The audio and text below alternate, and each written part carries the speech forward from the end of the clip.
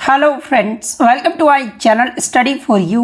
सो guys, आज के इस वीडियो में हम लोग देखने वाले हैं जो आपका एसएससी एमटीएस का एग्ज़ाम होने वाला है 1 सितंबर से लेकर 14 सितंबर तक। उसके लिए हाल ही के एग्ज़ाम में टीसीएस के द्वारा जितने भी प्रश्न पूछे गए हैं उन सभी प्रश्नों को जो है इस वीडियो में डिस्कस करने वाले हैं। तो जो भी कैंडिडेट्स इस बार एसएससी एमटीएस का एग्ज़ाम देने वाले हैं, मैं आपको 100% ये गारंटी देता हूँ कि आपके एसएससी एमटीएस के एग्ज़ाम में यहाँ से प्रश्न ज़रूर पूछे जाएंगे। तो वीडियो को जो है लास्ट तक ज़रूर देखिएगा। और आपसे रिक्वेस्ट करता हूँ, अभी तक आपने मेरे चैनल को अगर सब्सक्राइब नहीं किया है तो एसएससी एमटीएस एग्ज़ाम से रिलेटेड पल पल की अपडेट के लिए जो है चैनल को सब्सक्राइब ज़रूर कर दीजिएगा। और बगल में ही आपको एक बेल आइकन यानी घंटे का निशान भी दिख रहा होगा, तो आप उसे भी जो है ज़रूर प्रेस कर दीजिएगा। तो चलिए वीडियो को स्टार्ट करते हैं।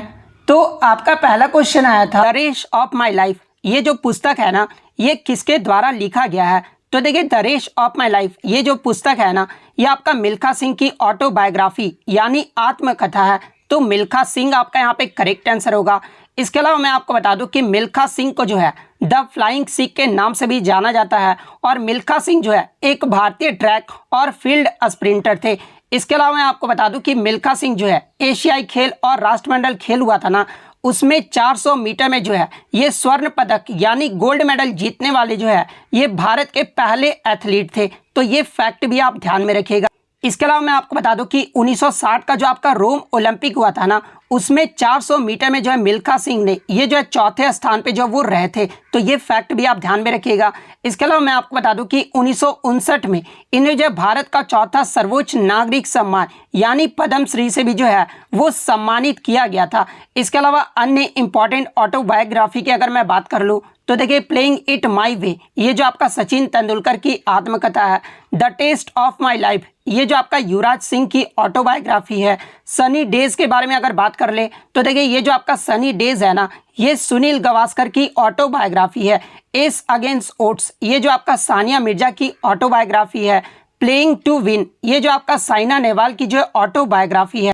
इसके अलावा स्ट्रेट फ्रॉम द हार्ट ये जो आपका कपिल देव की ऑटोबायोग्राफी है। अनब्रेकेबल की बात कर ले तो ये आपका मैरी कॉम की जो ऑटोबायोग्राफी है। गोल्डन गर्ल की अगर मैं बात कर लूँ तो देखिए, गोल्डन गर्ल जो है ये आपका पीटी उषा की जो ऑटोबायोग्राफी है। ए शॉट एट हिस्ट्री ये जो आपका अभिनव बिंद्रा की ऑटोबायोग्राफी है। तो ये सारे इंपॉर्टेंट ऑटोबायोग्राफी भी जो है आप ध्यान में रखिएगा। नेक्स्ट क्वेश्चन आपका यहाँ पर आया था कि अगस्त 2022 में प्रधानमंत्री नरेंद्र मोदी के द्वारा जो है किस राज्य में होमी भाभा कैंसर अस्पताल का जो है उद्घाटन किया गया था?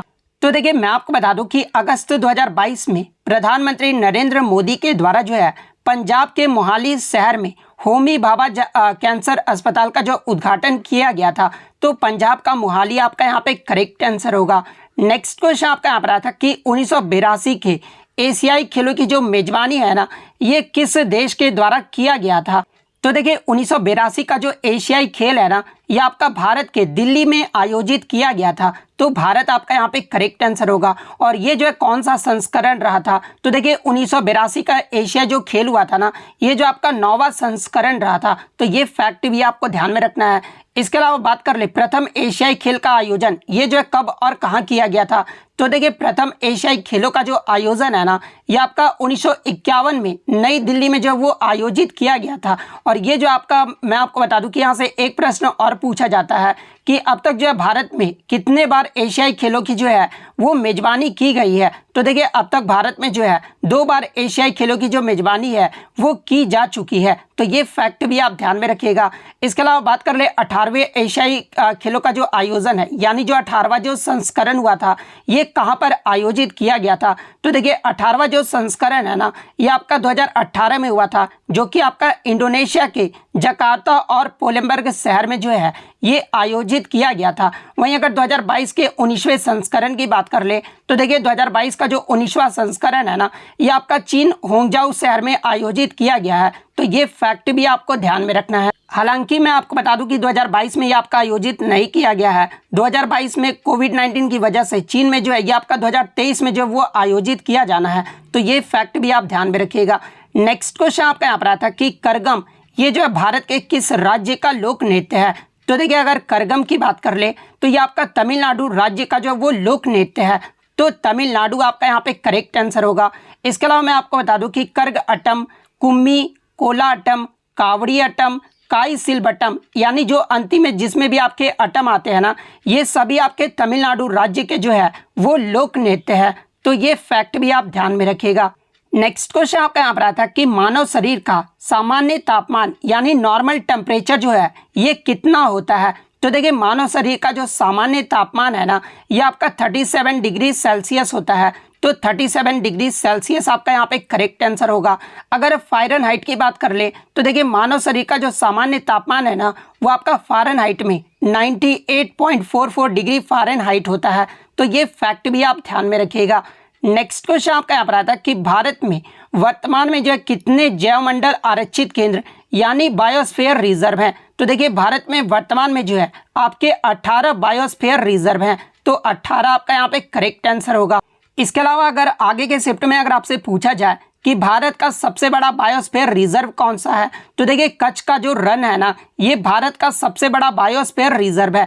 और भारत का सबसे छोटा बायोस्फीयर रिजर्व के बारे में अगर पूछा जाए तो ये आपका पन्ना बायोस्फीयर रिजर्व है। इसके अलावा बात कर ले भारत का प्रथम बायोस्फीयर रिजर्व अगर पूछा जाए तो देखिए भारत का जो पहला बायोस्फीयर रिजर्व है ना, ये आपका नीलगिरी बायोस्फीयर रिजर्व है, जिसे 1986 में जो है स्थापित किया गया था।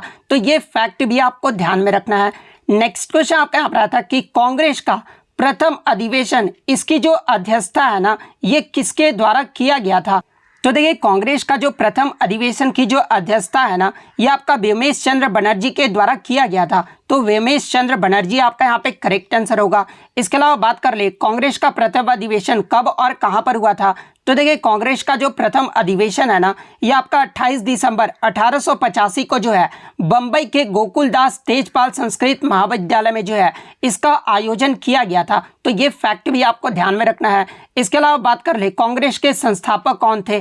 तो देखिए इस अधिवेशन के जो संस्थापक थे ना, यानी महासचिव जो थे वो आपके A.O. ह्यूम थे। तो ये फैक्ट भी आपको ध्यान में रखना है, क्योंकि एग्जाम में पूछा जाता है कि कांग्रेस की जो स्थापना ये किसके द्वारा किया गया था, तो ये आपका A.O. ह्यूम के द्वारा किया गया था। इसके अलावा एग्जाम में एक प्रश्न और पूछा जाता है कि भारतीय राष्ट्रीय कांग्रेस की जो स्थापना है ना, उसमें जो कितने प्रतिनिधियों की उपस्थिति के साथ जो वो किया गया था? तो इसमें जो आपका 72 प्रतिनिधियों के उपस्थिति के साथ जो है इसका जो स्थापना वो किया गया था। तो ये फैक्ट भी आपको ध्यान में रखना है। इसके अलावा एग्जाम में एक प्रश्न और पूछा जाता है कि कांग्रेस का जो प्रथम अधिवेशन हुआ था उस समय भारत के वायसराय कौन थे? तो देखिए उस समय जो भारत के वायसराय थे ना, ये आपके लॉर्ड डफरिन थे। तो ये फैक्ट भी आप ध्यान में रखिएगा।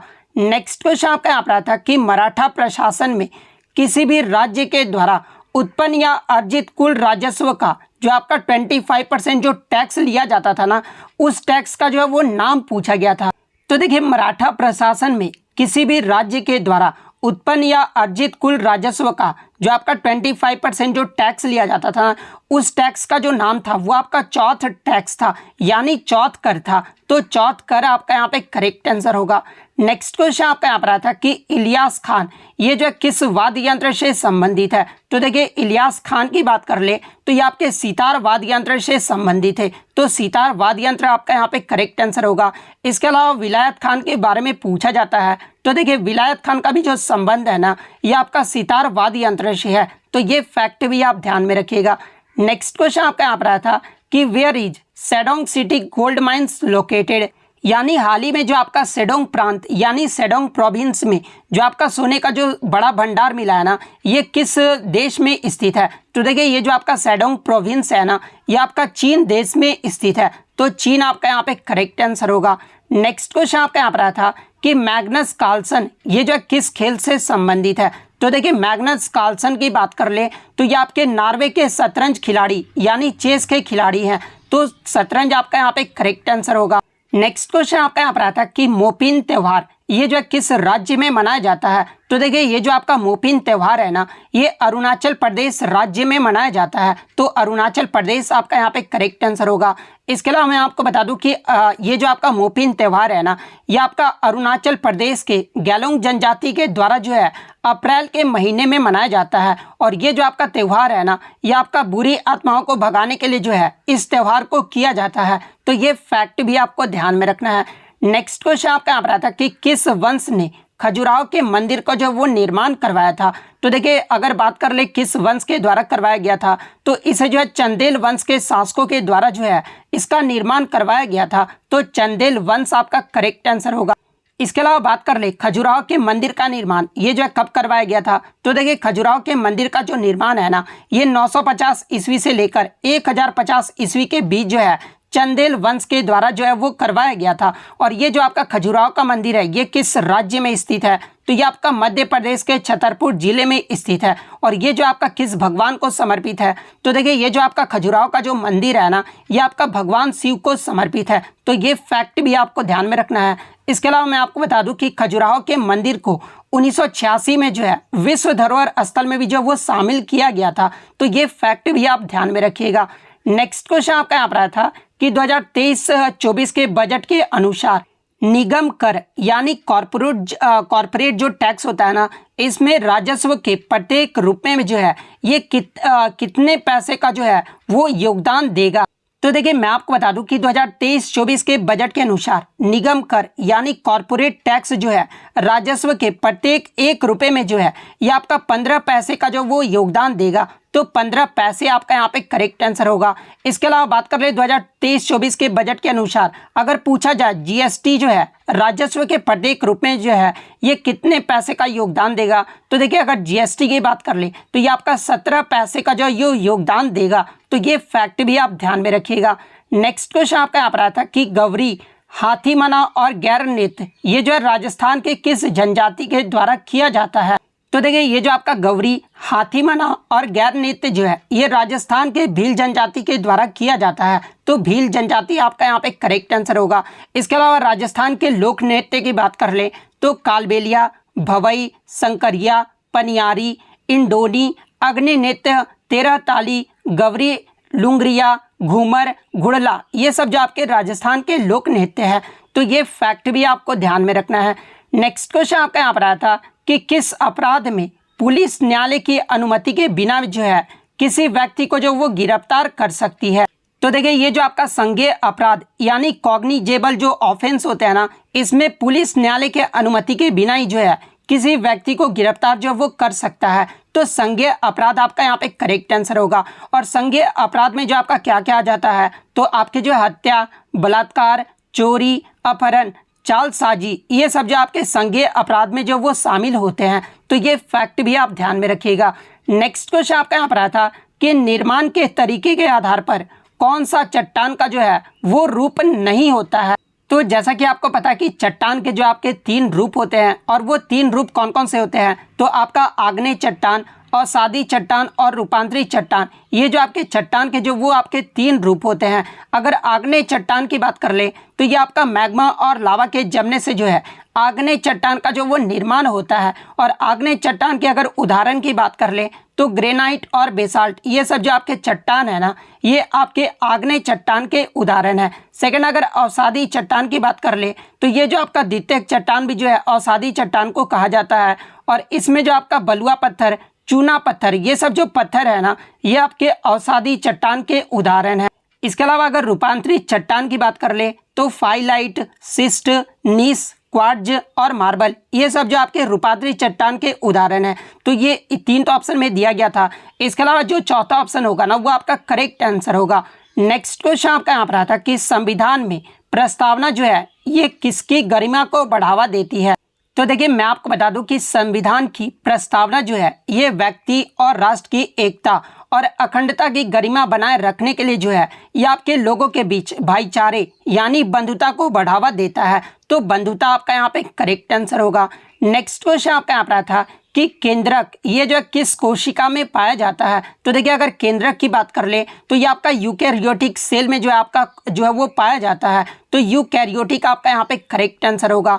नेक्स्ट क्वेश्चन आपका यहाँ पर आता है कि कवक ये जो है किस सतह पर जो वो उग सकता है।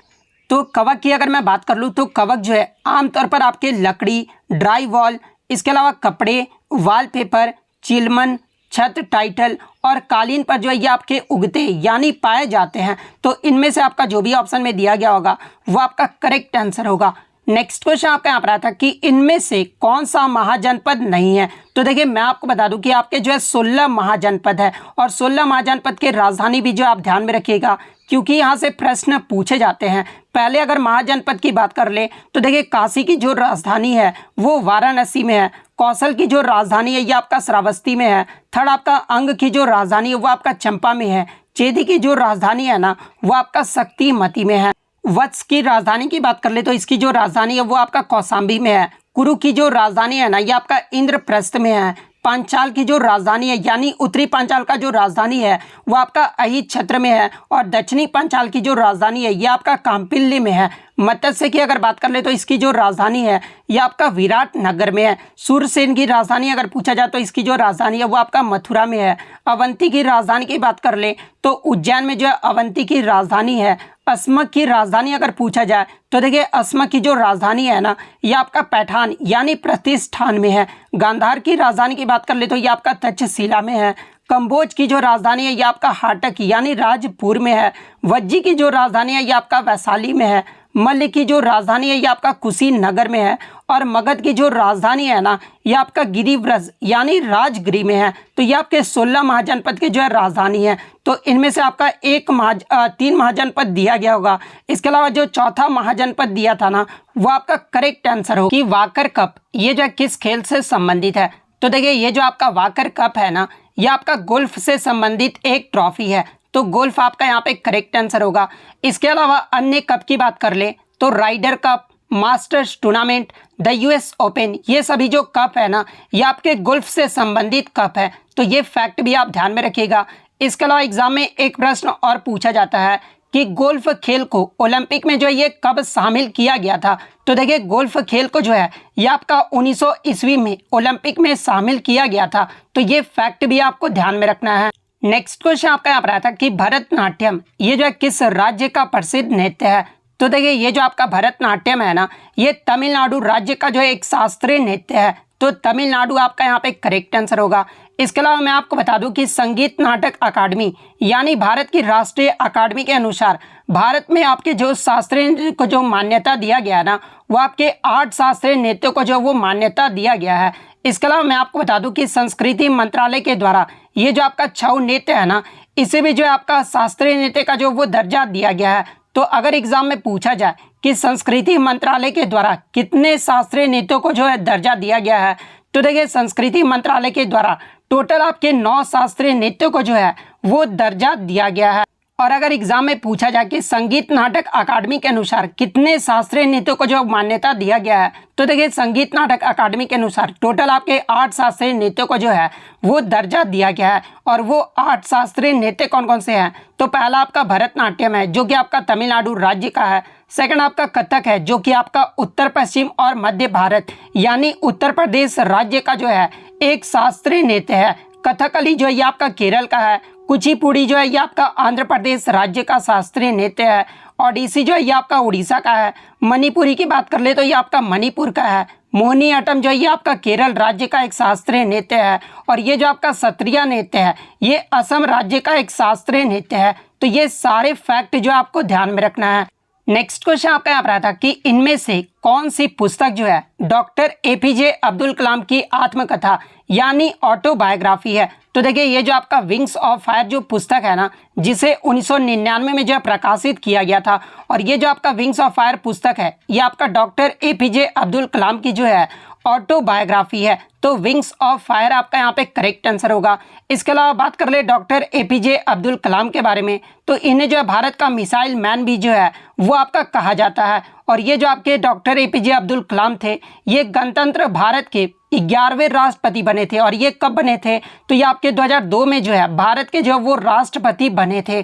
इसके अलावा अगर इनके पुरस्कार की बात कर ले तो इन्हें जो है 1981 में पद्म भूषण और 1990 में जो है पद्म विभूषण से जो वो सम्मानित किया गया था, और 1997 में देश के सर्वोच्च पुरस्कार भारत रत्न से भी जो वो सम्मानित किया गया था। तो ये फैक्ट भी आपको ध्यान में रखना है। इसके अलावा डॉक्टर एपीजे अब्दुल कलाम के अन्य पुस्तकों की अगर मैं बात कर लूँ तो India 2020 a vision for the new millennium, ये जो पुस्तक है ये आपका डॉक्टर एपीजे अब्दुल कलाम के द्वारा लिखा गया है। इग्नाइटेड माइंड्स, ये भी पुस्तक एपीजे अब्दुल कलाम के द्वारा लिखा गया है। ल्यूमिनस स्पार्क, ये भी पुस्तक जो है ये एपीजे अब्दुल कलाम के द्वारा लिखा गया है। तो ये फैक्ट भी आपको ध्यान में रखना है।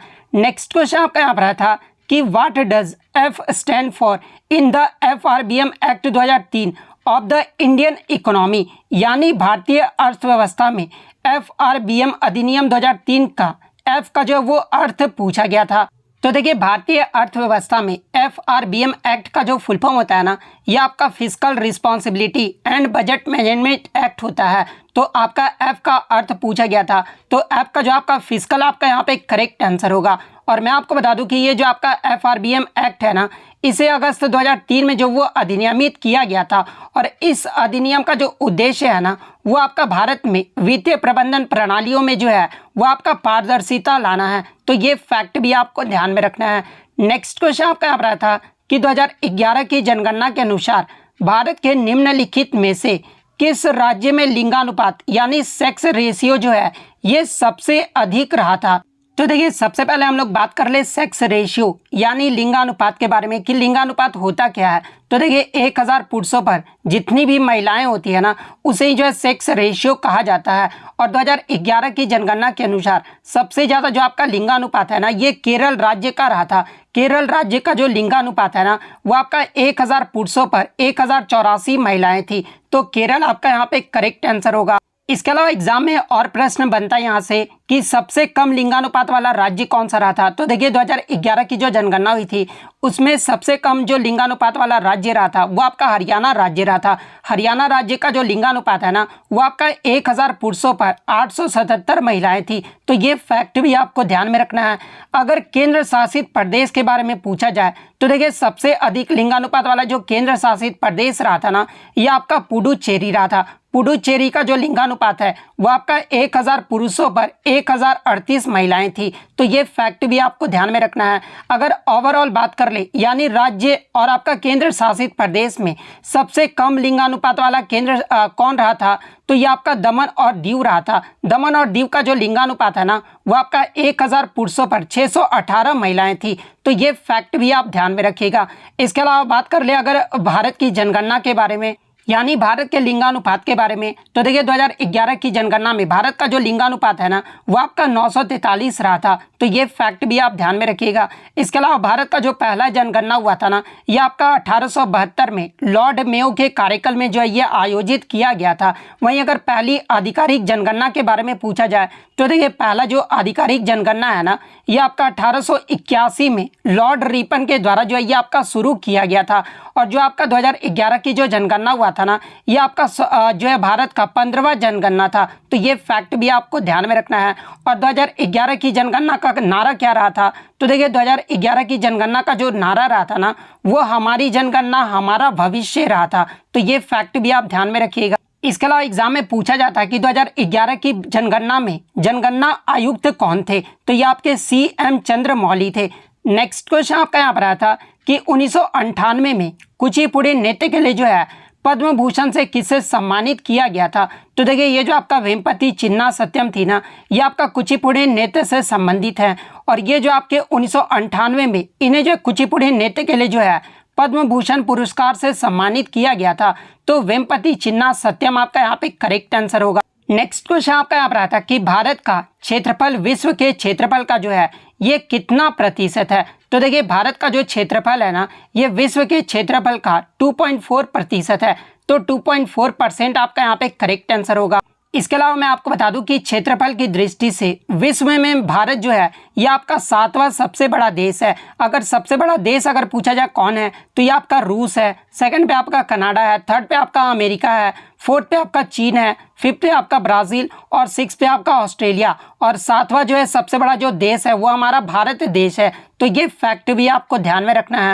इसके अलावा मैं आपको बता दूं कि आबादी के अनुसार भारत जो है चीन को हाल ही में छोड़कर जो है ये पहले स्थान पे आ गया है। तो आबादी में अगर पूछा जाए तो पहला स्थान आपका यहाँ पे करेक्ट आंसर होगा। नेक्स्ट क्वेश्चन आपका यहाँ पर आता है कि 2011 की जनगणना के अनुसार दिल्ली का जो लिटरेसी रेट यानी साक्षरता दर पूछा गया था। तो देखिए 2011 की जनगणना में दिल्ली का जो लिटरेसी रेट रहा था ना वो आपका 86.21% रहा था। तो 86.21% आपका यहाँ पे करेक्ट आंसर होगा। और अगर बात कर ले पुरुष साक्षरता दर कितना रहा था दिल्ली का, तो ये आपका 90.94% रहा था। और महिला साक्षरता दर जो है वो आपका 80.76% रहा था। इसके अलावा बात कर ले भारत का साक्षरता दर कितना रहा था, तो देखिए 2011 की जनगणना में भारत का जो साक्षरता दर है ना ये आपका 74.04% रहा था। जहां पर पुरुषों के साक्षरता दर की बात कर ले तो ये आपका 82.14% रहा था। और महिला का जो साक्षरता दर है वो आपका 65.46% रहा था। तो ये फैक्ट भी आपको ध्यान में रखना है। इसके अलावा बात कर ले सबसे अधिक साक्षरता दर वाला राज्य अगर पूछा जाए तो देखिए सबसे अधिक जो साक्षरता दर वाला राज्य रहा था ये आपका केरल राज्य रहा था। और सबसे कम साक्षरता दर वाला जो राज्य है ये आपका बिहार राज्य रहा था। तो ये फैक्ट भी आप ध्यान में रखिएगा। नेक्स्ट क्वेश्चन आपका यहाँ पर आता है कि भारतीय संविधान का अनुच्छेद 17 ये जो है किससे संबंधित है, तो देखिए अस्पृश्यता का उन्मूलन यानी एवोल्यूशन ऑफ अनटचेबिलिटी यानी अस्पृश्यता का अंत, ये जो आपका अनुच्छेद 17 से संबंधित है। तो अस्पृश्यता का उन्मूलन आपका करेक्ट आंसर होगा। इसके अलावा मैं आपको बता दूं कि भारतीय संविधान में समानता का जो अधिकार है ना ये आपका अनुच्छेद 14 से 18 तक है। और अनुच्छेद 14 में आपका क्या है, तो देखिए कानून के समझ समानता, ये जो आपका अनुच्छेद 14 में बताया गया है धर्म, मूल वंश, जाति, लिंग या जन्म स्थान के आधार पर भेदभाव का जो निषेध है ना ये आपका अनुच्छेद 15 में किया गया है। नागरिक रोजगार के मामलों में अवसर की समानता प्रदान करना, ये जो आपका अनुच्छेद 16 में किया गया है। इसके अलावा उपाधियों का उन्मूलन, ये जो आपका अनुच्छेद 18 में किया गया है। तो ये सारे फैक्ट जो आपको ध्यान में रखना है। इसके अलावा अन्य इंपॉर्टेंट अनुच्छेद की बात कर ले तो देखिए अपराधों के लिए दोष सिद्धि के संबंध में संरक्षण, ये जो आपका अनुच्छेद 20 में किया गया है। जीवन और व्यक्तिगत स्वतंत्रता की सुरक्षा, ये जो आपका अनुच्छेद 21 में किया गया है। इसके अलावा कुछ मामलों में गिरफ्तारी और नजरबंदी के खिलाफ संरक्षण, ये जो आपका अनुच्छेद 22 में किया गया है। तो ये सारे अनुच्छेद जो आपको ध्यान में रखना है। नेक्स्ट क्वेश्चन आपका यहाँ पर आया था कि स्वराज पार्टी के जो है संस्थापक कौन थे। देखिए कुछ बच्चों ने बताया कि आपका जो है अध्यक्ष पूछा गया था और कुछ बच्चों ने बताया कि संस्थापक पूछा गया था। तो देखिए मैं आपको बता दूं कि वर्ष 1922 में असहयोग आंदोलन की समाप्ति पर कांग्रेस में जो एक नए दल का जो है वो उदय हुआ था। और उस दल का जो नाम रखा गया था वो आपका स्वराज पार्टी का जो नाम है वो दिया गया था। और इस पार्टी के सचिव यानी अगर बात कर ले संस्थापक कौन थे, तो देखिए स्वराज पार्टी के जो संस्थापक थे ना ये आपके पंडित मोतीलाल नेहरू थे। अगर अध्यक्ष के बारे में पूछा गया था तो देखिए 1922 में स्वराज पार्टी के जो अध्यक्ष थे ना ये आपके देशबंधु चित्तरंजन दास थे। तो अध्यक्ष में चित्तरंजन दास आपका करेक्ट आंसर होगा और संस्थापक में आपका मोतीलाल नेहरू आपका करेक्ट आंसर होगा। तो आप कमेंट करके बताइएगा कि एग्जैक्टली जो प्रश्न क्या पूछा गया था। नेक्स्ट क्वेश्चन आपका यहाँ पर आया था कि जो आपका पटक्कल का जो जैन मंदिर है ना ये किस वंश ने बनाया था।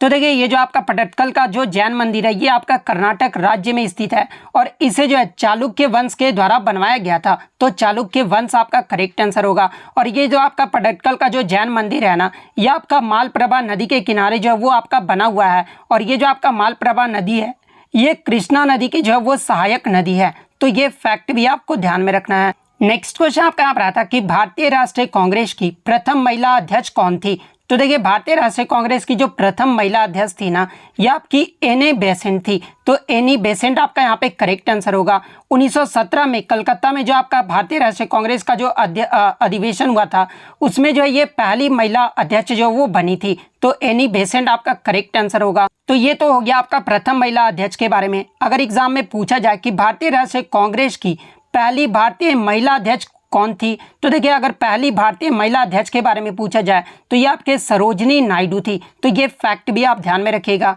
इसके अलावा मैं आपको बता दूं कि संयुक्त राष्ट्र महासभा की पहली जो महिला अध्यक्ष थी ये आपका विजय लक्ष्मी पंडित थी। इसके अलावा बात कर ले भारत की पहली महिला मुख्यमंत्री अगर पूछा जाए तो ये सुचेता कृपलानी थी। तो ये सारे फैक्ट जो आपको ध्यान में रखना है। नेक्स्ट क्वेश्चन आपका यहाँ पर आता है कि मेघालय का लोकप्रिय फसल त्योहार इनमें से कौन सा है। तो देखिए ये जो आपका बांग्ला महोत्सव है ना, ये मेघालय का एक लोकप्रिय फसल त्योहार है। तो बांग्ला महोत्सव आपका यहाँ पे करेक्ट आंसर होगा। नेक्स्ट क्वेश्चन आपका यहाँ पर आता है कि चांदी का टका और तांबे का जो जीतल है ना, ये सिक्के जो है ये किसके द्वारा चलवाया गया था। तो देखिए चांदी के टका और तांबे के जीतल का जो सिक्का है ना, ये इल्तुतमिश के द्वारा जो वो चलवाया गया था। तो इल्तुतमिश आपका यहाँ पे करेक्ट आंसर होगा। और देखिए ये जो आपके सिक्के थे ना, ये पहले जो आपके शुद्ध अरबी सिक्के थे। तो ये फैक्ट भी आपको ध्यान में रखना है। नेक्स्ट क्वेश्चन आपका यहाँ पर आया था कि भारतीय रेलवे को कब तक जो है ये शुद्ध शून्य कार्बन उत्सर्जक बनाने का जो है वो लक्ष्य रखा गया है। तो देखिए भारतीय रेलवे को ये जो आपका 2030 तक जो है शुद्ध शून्य कार्बन उत्सर्जक बनाने का जो वो लक्ष्य रखा गया है। तो 2030 आपका करेक्ट आंसर होगा। नेक्स्ट क्वेश्चन आपका यहाँ पर आता है कि निम्नलिखित में से कौन सा जो ग्रह है वो जोवियन ग्रह यानी जोवियन प्लैनेट जो है वो आपका नहीं है। तो सबसे पहले हम लोग बात कर लेते हैं कि जोवियन प्लैनेट यानी जोवियन ग्रह होता क्या है। तो देखिए जोवियन ग्रह वे होते हैं जो मूल रूप से जो आपके गैस के बने होते हैं, जिनका कोई भी जो है ना ठोस सतह से जो वो नहीं बना होता है। यानी ये जो आपके जोवियन ग्रह होते हैं ये आपके हाइड्रोजन और हीलियम गैस के जो वो बने होते हैं। और ये जो आपके जोवियन ग्रह होते हैं ये आकार में जो वो बड़े होते हैं। और हमारे में जो है 4 जोवियन ग्रह हैं, और वो 4 जोवियन ग्रह कौन कौन से हैं। तो जुपिटर, सैटर्न, यूरेनस और नेपच्यून यानी बृहस्पति, अरुण, शनि और वरुण, ये सभी जो ग्रह हैं ना ये आपके जोवियन ग्रह हैं। तो इनमें से आपका 3 तो ऑप्शन में दिया गया था। इसके अलावा जो चौथा ऑप्शन में था ना वो आपका करेक्ट आंसर होगा। नेक्स्ट क्वेश्चन आपका यहाँ पर आता है कि पंडित शिव कुमार शर्मा ये जो किस वाद्य यंत्र से संबंधित है। तो देखिए ये जो आपके पंडित शिव कुमार शर्मा है ना ये संतूर वाद्य यंत्र से संबंधित है। तो संतूर आपका यहाँ पे करेक्ट आंसर होगा। इसके अलावा अगर इन्हें पुरस्कार की बात कर ले तो देखिए पंडित शिव कुमार शर्मा को 1986 में जो है संगीत नाटक अकादमी पुरस्कार से सम्मानित किया गया था, और 1991 में जो इन्हें पद्मश्री से सम्मानित किया गया था, और 2001 ईस्वी में जो है इन्हें पद्म विभूषण पुरस्कार से जो है वो सम्मानित किया गया था। इसके अलावा अन्य कलाकार की अगर मैं बात कर लूं तो देखिए पंडित रविशंकर, उमा शंकर मिश्र, बुधादित्य मुखर्जी, विलायत खान, शाहिद परवेज, वंदे हसन, इन सभी का जो संबंध है ना ये आपका सितार वाद्य यंत्र से है। सरोद वादक की अगर मैं बात कर लूं तो अमजद अली खान, अलाउद्दीन खान, अली अकबर खान, विश्वजीत राय चौधरी, मुकेश शर्मा और बुद्धदेव दास गुप्ता, इन सभी का जो संबंध है ना ये आपका सरोद वाद्य यंत्र से है। संतूर वाद्य यंत्र की बात कर ले तो भजन सोपारी और शिव कुमार शर्मा, इन सभी का जो संबंध है ये संतूर वाद्य यंत्र से है। शहनाई वादक की बात कर ले तो बिस्मिल्लाह खान, अली अहमद खान, हुसैन खान, दयाशंकर, जगन्नाथ, ये इन सभी का जो संबंध है ना ये शहनाई वाद्य यंत्र से है। इसके अलावा हरिप्रसाद चौरसिया, पन्नालाल घोष, राजेंद्र कुलकर्णी और वी कुंजमणि, इन सभी का जो संबंध है ये बांसुरी वादक से है। जाकिर हुसैन, अल्लाह रखा खान, गुदई महाराज, किशन महाराज, लतीफ़ खान, सुखविंदर सिंह, इन सभी का जो संबंध है ना ये तबला वाद्य यंत्र से है। तो ये सारे फैक्ट जो आपको ध्यान में रखना है।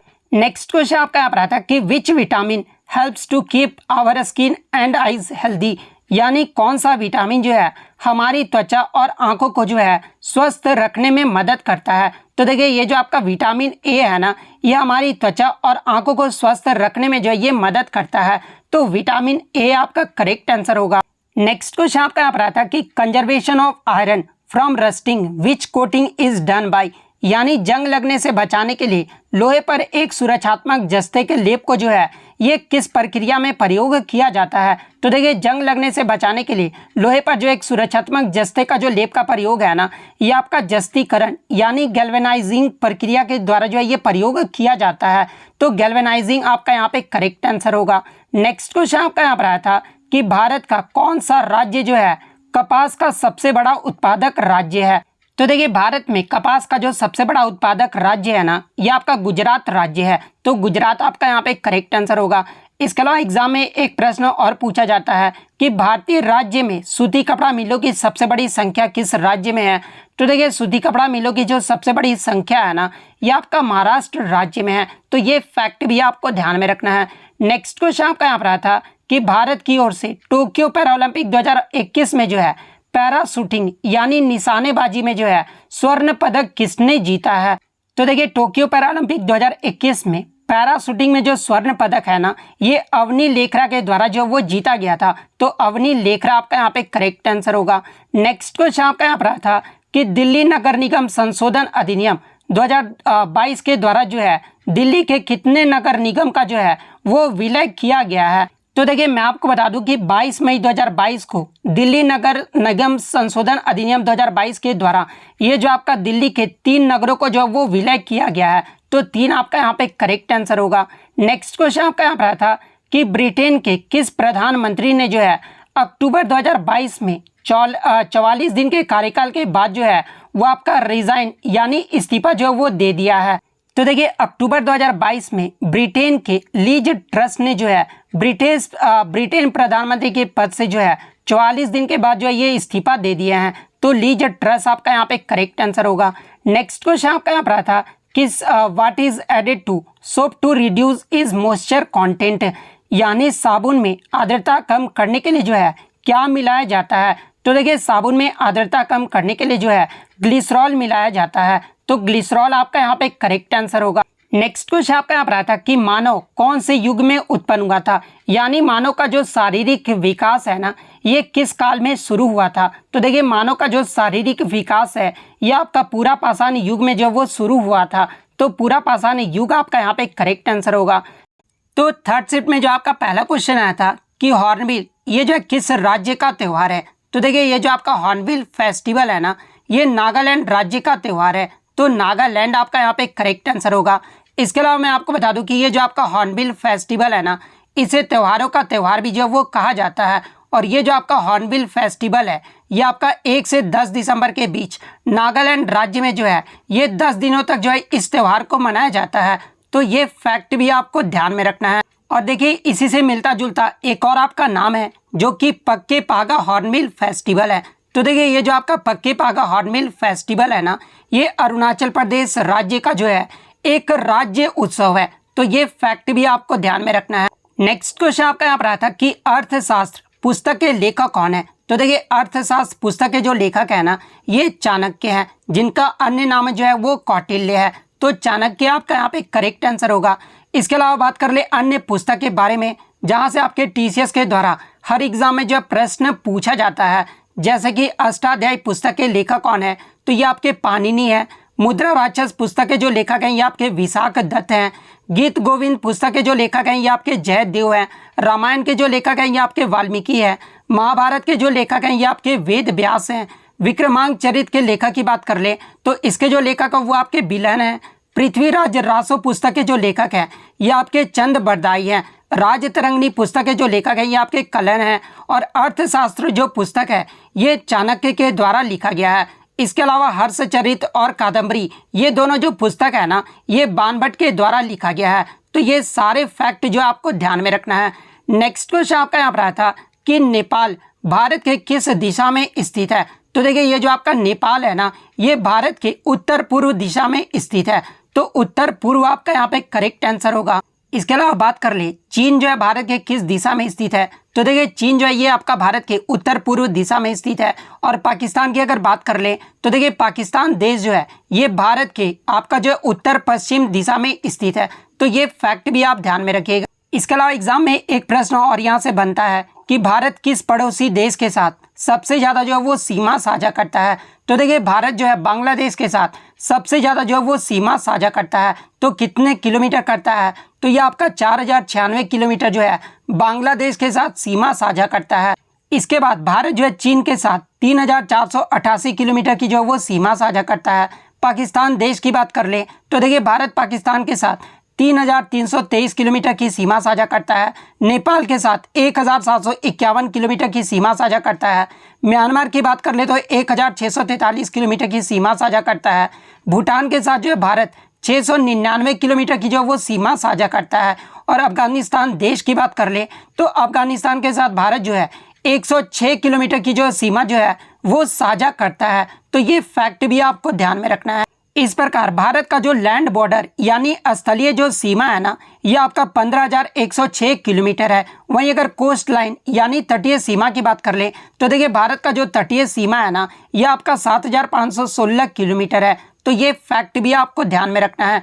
नेक्स्ट क्वेश्चन आपका यहाँ पर आता कि इनमें से कौन जो है शहनाई वादक है, यानी इनमें से कौन जो है शहनाई वादक वाद्य यंत्र से जो है संबंधित है। तो देखिए शहनाई वादक वाद्य यंत्र की बात कर ले तो बिस्मिल्लाह खान, अली अहमद, हुसैन खान, दयाशंकर जगन्नाथ, इन सभी का जो संबंध है ना ये शहनाई वाद्य यंत्र से है।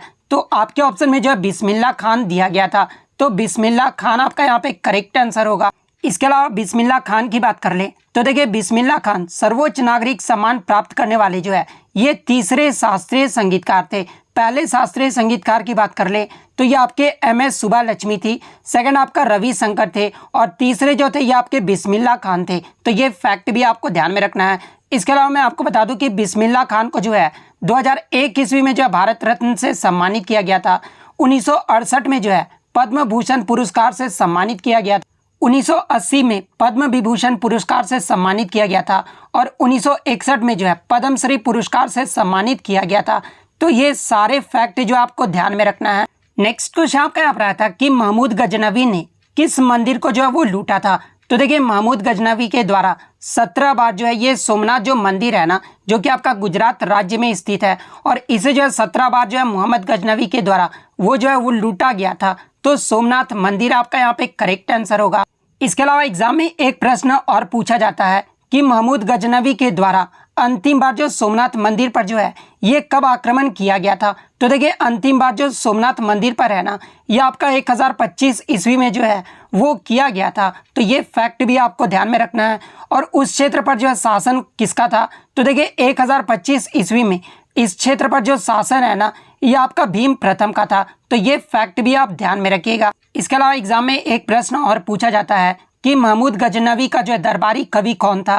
तो देखिए महमूद गजनी का जो दरबारी कवि था ना ये आपका फिरदौसी था। तो ये फैक्ट भी आप ध्यान में रखिएगा। इसके अलावा मैं आपको बता दूं कि ये जो आपका महमूद गजनवी था ना ये अफगानिस्तान का राजा था और ये जो आपका 1999 से लेकर 1030 ईस्वी तक जो है ये शासन किया था। तो ये फैक्ट भी आप ध्यान में रखिएगा। नेक्स्ट क्वेश्चन आपका यहाँ पर आया था कि किस मुगल शासक ने कैलाश मंदिर को तोड़ने की जो है वो कोशिश की थी। तो देखिए अगर कैलाश मंदिर की बात कर ले तो ये आपका एलोरा में राष्ट्रकूट राजवंश के द्वारा भगवान शिव के मंदिर के रूप में जो है इस मंदिर को जो है वो बनाया गया था और इस मंदिर को तोड़ने की जो कोशिश है ना ये मुगल शासक औरंगजेब के द्वारा किया गया था।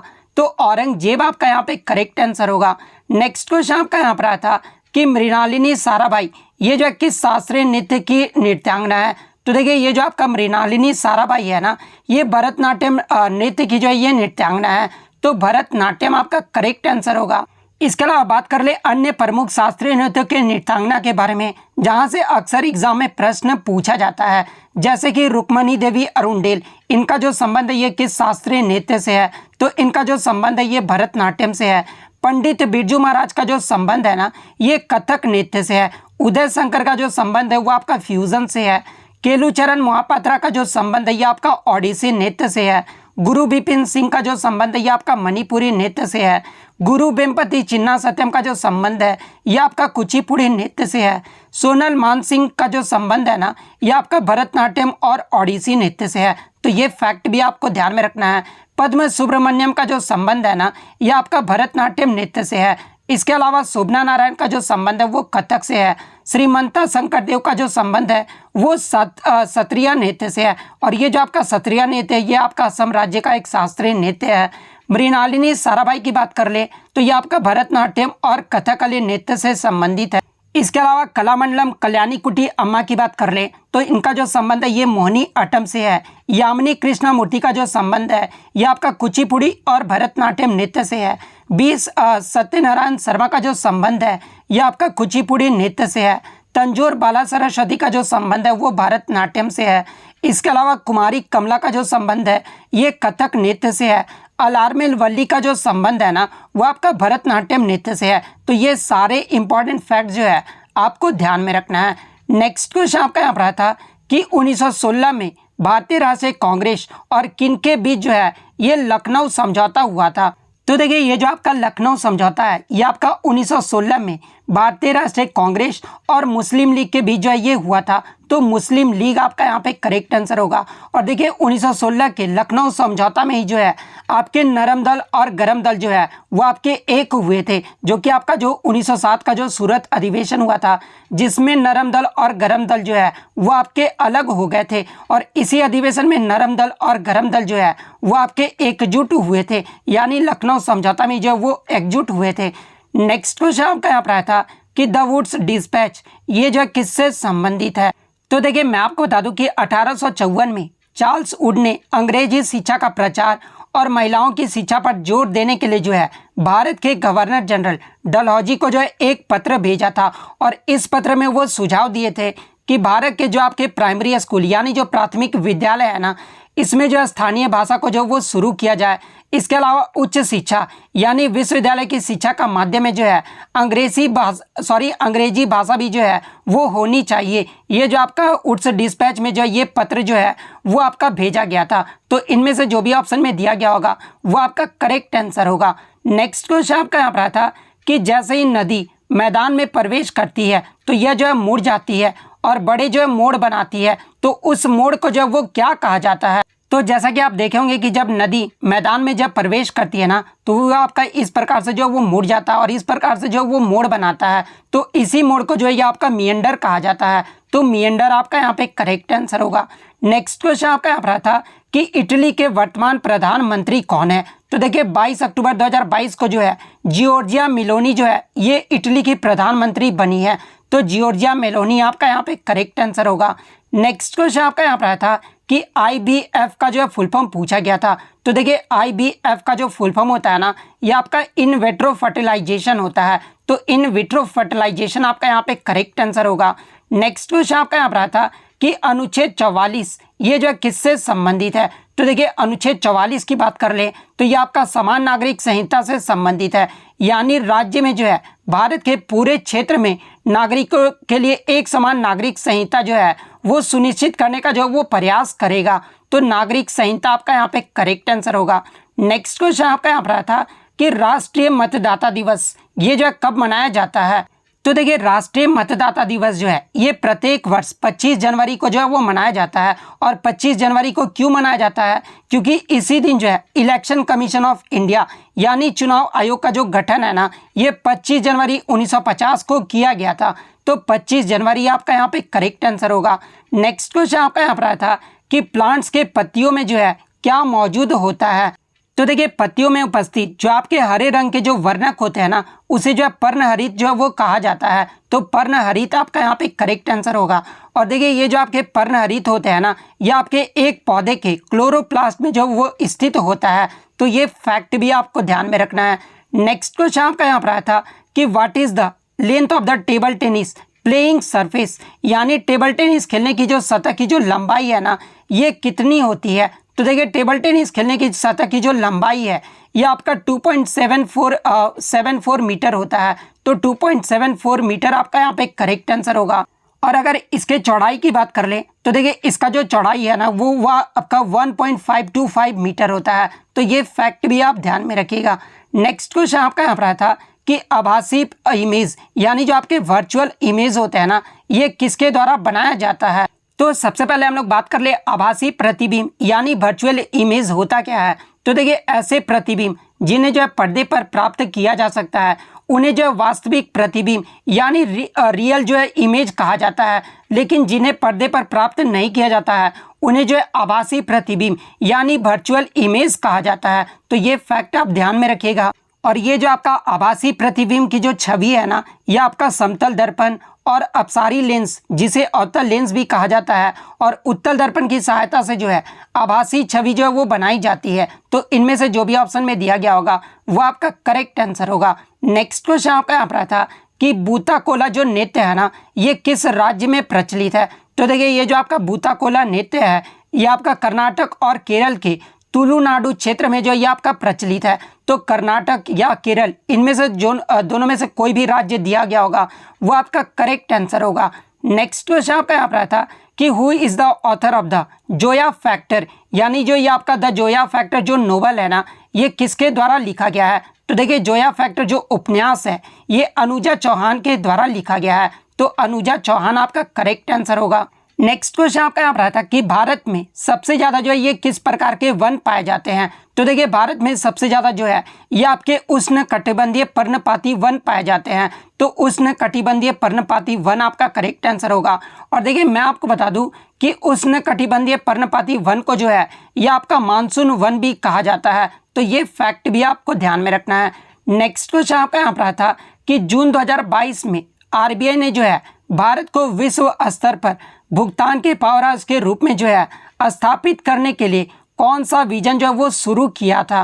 तो देखिए मैं आपको बता दूं कि जून 2022 में आरबीआई के द्वारा जो है भारत को विश्व स्तर पर भुगतान के पावर हाउस के रूप में स्थापित करने के लिए जो है पेमेंट्स विजन 2025 डॉक्यूमेंट्स यानी पेमेंट्स विजन 2025 दस्तावेज जो है वो शुरू किया गया था, तो ये आपका यहाँ पे करेक्ट आंसर होगा। नेक्स्ट क्वेश्चन आपका यहाँ पर रहा था कि कौन सा जो है मोटा अनाज यानी माइलेट्स नहीं है। तो देखिए अगर मोटा अनाज यानी मिलेट्स की बात कर ले तो ज्वार, बाजरा, रागी, सावा, कंगनी, चीना, कोदो, कुटकी और कुट्टू ये सभी जो आपके मिलेट्स यानी आपके मोटा अनाज है, तो इनमें से आपका 3 तो ऑप्शन में दिया गया होगा। इसके अलावा जो चौथा ऑप्शन था ना वो आपका करेक्ट आंसर होगा। नेक्स्ट क्वेश्चन आपका यहाँ पर आया था कि मेढक की जो टर्टर की जो आवाज़ है ना उसे क्या कहा जाता है। तो देखिए मेढक के टर्टर की जो आवाज़ है इसे जो क्रॉक कहा जाता है, तो क्रॉक आपका यहाँ पे करेक्ट आंसर होगा। नेक्स्ट क्वेश्चन आपका यहाँ पर आया था कि शारीरिक शिक्षा में रोमन रिंग जो है ये क्या होता है। तो देखिए मैं आपको बता दूं कि बीच हवा में जिम्नास्टिक करतब दिखाने के लिए जो है एक कलाबाज या फिर जिम्नास्ट द्वारा उपयोग किए जाने वाले बड़े पेटेंट रिंग को ही जो है यह आपका रोमन रिंग कहा जाता है। तो आपके ऑप्शन में जो है जिम्नास्टिक दिया गया था,